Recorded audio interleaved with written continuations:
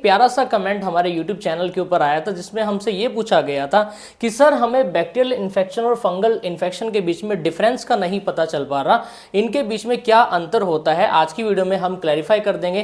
Please इस video को last तक देखना, एक एक पॉइंट इंपॉर्टेंट है और बहुत ही समझने वाली बात है, क्योंकि हम घर रहते ये कंफ्यूज हो जाते हैं कि हमारे डॉग को बैक्टीरियल इन्फेक्शन हुआ है या फंगल इन्फेक्शन हुआ है। जब भी कहीं से भी आप मेडिसिन परचेज करते हो, in case of first aid में भी अगर आप परचेज करना चाहते हो तो आप कंफ्यूज हो जाते हो कि ये जो मेडिसिन है बैक्टीरियल इन्फेक्शन के ऊपर काम करेगी या फंगल इन्फेक्शन के ऊपर काम करेगी। आज हम इसी टॉपिक के ऊपर बात करने वाले हैं। तो मैंने यहाँ बोर्ड पे लिखा हुआ है, सबसे पहले बैक्टीरियल इन्फेक्शन है, यहाँ पे फंगल इन्फेक्शन है। सबसे पहले हम जानेंगे क्या उसके कारण होते हैं। अब बैक्टीरियल इन्फेक्शन नाम से पता चल रहा है बैक्टीरिया से होगा, तो इसका कारण क्या होगा? बैक्टीरिया से होने वाले इन्फेक्शन को हम बैक्टीरियल इन्फेक्शन बोलते हैं। जो बैक्टीरिया होते हैं वो सिंगल सेल्ड माइक्रो ऑर्गेनिज्म होते हैं, यानी उनकी कंपोजिशन के अंदर सिंगल सेल आपको देखने को मिलेगा और बेसिकली ये ग्राम पॉजिटिव और ग्राम नेगेटिव बैक्टीरिया भी होते हैं। बेसिकली हम बोल सकते हैं ब्रॉड स्पेक्ट्रम बैक्टीरिया भी होते हैं जो कि ग्राम पॉजिटिव और ग्राम नेगेटिव दोनों की कंपोजिशन उनके अंदर इंक्लूड हो जाती है। अब आप बोलोगे कि सर कुछ बैक्टीरिया तो गुड भी होते हैं। बिल्कुल आप सही सोच रहे हो, कुछ बैक्टीरिया होते हैं गुड बैक्टीरिया जो आपकी बॉडी के अंदर भी पाए जाते हैं, जिससे आपका डाइजेशन भी अच्छा बना रहता है। लेकिन कुछ बैक्टीरिया ऐसे होते हैं जो काफ़ी ज़्यादा खतरनाक हो जाते हैं। बेसिकली हम बात करते हैं जो कुछ बैक्टीरिया जो गुड बैक्टीरिया है, जैसे स्ट्रेप्टोकोकस वगैरह जो होते हैं वो डिजीज कोज करते हैं, ठीक है, उनको हटा के स्ट्रेप्टोकोकस है, स्टेफाइलोकोकस है, कॉर्नी बैक्टीरियम है, ये काफ़ी ज़्यादा प्रॉब्लम क्रिएट कर सकते हैं। लेकिन जो ई कोलाई जो होता है ना, एस्चेरिचिया कोलाई, वो एक गुड बैक्टीरिया के अंदर हम उसको इंक्लूड करेंगे, ठीक है। अब हम बात करते हैं फंगल इन्फेक्शन की। तो फंगल इन्फेक्शन एक फंजाई से होता है जिसको आप नॉर्मल लैंग्वेज में फंगस भी बोल देते हो। मैं यहाँ पे एक वर्ड लिख रहा हूं, इसको हम फंगस भी बोल सकते हैं, ठीक है। ये इसका जो स्ट्रक्चर है काफी ज्यादा कॉम्प्लेक्स होता है। जो यीस्ट जो होती है, जो मॉल्ट्स जो होते हैं और जो मशरूम जो है ना, वो सारी की सारी फंजाई में तो ही इंक्लूड हो जाते हैं। अब बेसिकली अगर मैं बात करता हूँ एस्परगिलस की, अब एक एस्परगिलस एक ऐसी फंजाई है जो कि लंग इन्फेक्शन के अंदर काम करती है। यानी अगर मैं इसका एक आपको एग्जाम्पल देना चाहूंगा तो इसमें मैं लिखूंगा एस्परगिलस। अब ये जो एस्परगिलस है ये लंग इन्फेक्शन यानी लंग को इफेक्ट करेगी।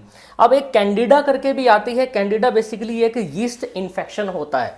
मैं इसमें आपको ये भी मेंशन करके लिख देता हूँ, कैंडिडा जो है वो यीस्ट इन्फेक्शन करवा देती है, ठीक है। तो ये दो टाइप की जो गुड इसमें बेसिकली जब मैंने बताया ना ये गुड बैक्टीरिया होता है, तो ये गुड फंजाई वंजाई कुछ नहीं होती भाई, गुड और बैड कुछ नहीं होती, ये तो सारी बैड ही होती है, बड़ी खतरनाक प्रॉब्लम होती है। आगे मैं बात करता हूँ इनके स्ट्रक्चर की। स्ट्रक्चर आपको दिख रहा होगा, मैंने यहाँ पे लिखा है सिंगल सेल्ड ऑर्गेनिज्म होते हैं और सिंपल इनका स्ट्रक्चर होता है। इनके अंदर न्यूक्लियस प्रेजेंट नहीं होता और ये प्रोकैरियोट्स होते हैं। प्रोकैरियोट्स की जो प्रॉपर्टीज होती हैं उनमें सेल वॉल पाया जाता है, साइटोप्लाज्म पाया जाता है, गोल्जी बॉडीज वगैरह जो होती हैं वो जो कि सेल के स्ट्रक्चर हैं, और जो प्रोटोप्लाज्म है सभी के सभी आपको इसके अंदर देखने को मिलेंगे। लेकिन जो मल्टी सेलुलर फंगल इन्फेक्शन है वो मल्टी सेलुलर होता है, ठीक है। ये काफ़ी मोर कॉम्प्लेक्स होता है नेचर में और ये यूकैरियोट्स के अंदर इंक्लूड होता है, जिसके अंदर न्यूक्लियस भी होता है और बाकी अदर जो प्रॉपर्टीज़ होती हैं एक सेल की वो इसके अंदर मिलती हैं। आगे मैं बात करता हूँ ग्रोथ एनवायरनमेंट, मतलब वो कौन सा ऐसा एनवायरनमेंट है जिसमें बैक्टीरिया काफ़ी ज़्यादा मात्रा में ग्रो कर जाते हैं। तो वो है हॉट यानी गर्म, कोल्ड, मोइस्ट और थोड़ा सा जो ड्राई जो रीजन होता है उसके अंदर बैक्टीरिया अपनी ग्रोथ को काफ़ी ज़्यादा मात्रा में बढ़ा लेते हैं, ठीक है। और अब मैं बात करता हूँ इसके फंगल इन्फेक्शन की। फंगल इन्फेक्शन को एक थोड़ा गर्म एरिया चाहिए, डैम्प एरिया चाहिए और ह्यूमिड एनवायरनमेंट। सबसे ज़्यादा खतरनाक होता है ह्यूमिड एनवायरनमेंट, क्योंकि ये एक ऐसा एनवायरनमेंट है जो कि एक ग्रोथ एनहांसर, ग्रोथ प्रोड्यूसर होता है फंगल इन्फेक्शन के लिए। तो काफ़ी ज़्यादा ही खतरनाक बीमारी हो जाती है फंगल इन्फेक्शन को लेके। आगे हमारे पास पॉइंट है ट्रीटमेंट का।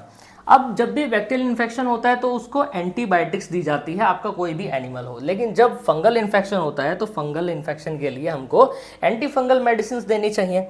और अगर मैं बात करता हूँ सिम्टम्स की, अगर बैक्टीरियल इन्फेक्शन होता है तो नॉर्मली बीमारियों के अंदर जैसे रेडनेस, स्वेलिंग, फीवर, पश या पेन जनरेट हो जाता है। जैसे अब कुछ सिम्टम और होते हैं जैसे gastro intestinal tract infection, GIT में किसी भी तरह का कोई बैक्टीरिया अगर वहाँ पे आ गया है और उसने काफ़ी ज़्यादा प्रॉब्लम क्रिएट कर दी है, जो कि एक बैड बैक्टीरिया है और वो इफेक्ट कर रहा है डॉग की बॉडी को, तो आपको इनमें से कोई ना कोई सिम्टम जरूर देखने को मिलेगा। जैसे यूटीआई होता है, यूरिनरी ट्रैक्ट इन्फेक्शन होता है, ठीक है, जैसे स्किन इन्फेक्शन होते हैं। लेकिन स्किन इन्फेक्शन में हम फंगल इन्फेक्शन को लेके चलेंगे, ठीक है। अब मैं बात करता हूँ हमारी इस जो फंगल इन्फेक्शन के इसमें सिम्टम क्या क्या नजर आएंगे? इचिंग, यानी एक्सेसिव मात्रा में आपका डॉग इचिंग करेगा।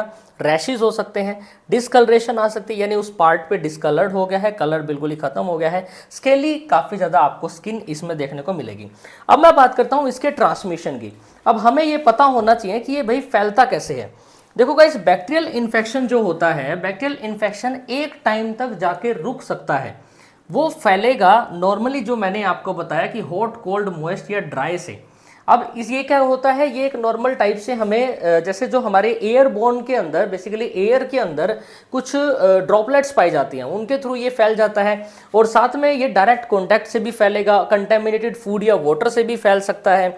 और साथ में इसमें आप ये बोलोगे कि ये टच से भी फैलता है, नहीं, ये थ्रो सरफेस से फैल सकता है, लेकिन एकदम टच से नहीं फैलेगा, ठीक है। जैसे अगर किसी डॉग को बैक्टीरियल इन्फेक्शन है, आपका डॉग एकदम से उसके कांटेक्ट में आ गया, तो उसकी बॉडी में डायरेक्टली नहीं आएगा वो, ठीक है। लेकिन जो फंगल इन्फेक्शन है ना भाई, ये बहुत खतरनाक है। इसमें क्या होता है, ये जो डिजीज है, फंगल इन्फेक्शन जो है, डायरेक्ट कॉन्टैक्ट से फैलती है। डायरेक्टली अगर एक डॉग दूसरे डॉग को टच कर रहा है, मान लिया कि किसी भी एक डॉग को फंगल इन्फेक्शन हो गया, वो उसके कांटेक्ट में आ गया, स्किन टू स्किन काफी ज्यादा टच हो गई है, देन प्रॉब्लम होगी कांटेक्ट में आने से। जो एयरबोर्न जो स्पोर्स जो होते हैं, वो अपने डेवलपमेंट को और ज्यादा बढ़ा देंगे और फंगल इन्फेक्शन आपके डॉग की बॉडी के अंदर हो जाएगा। तो आई थिंक ये क्लियर आउट हो गया होगा कि बैक्टीरियल इन्फेक्शन, फंगल इन्फेक्शन के अंदर क्या डिफरेंस होता है। जब भी आप अपने डॉग की कोई भी मेडिसिन लेके आ रहे हो, चाहे कहीं से भी लेके आ रहे हो, तो एक बार आप उसको जरूर देखा कीजिए कि भाई ये एंटीबायोटिक है या कोई एंटी फंगल मेडिसिन है। एंटीबायोटिक जो होगी वो बैक्टीरियल इन्फेक्शन के ऊपर काम करेगी, फंगल इन्फेक्शन के ऊपर काम करेगी एंटी फंगल मेडिकेशंस।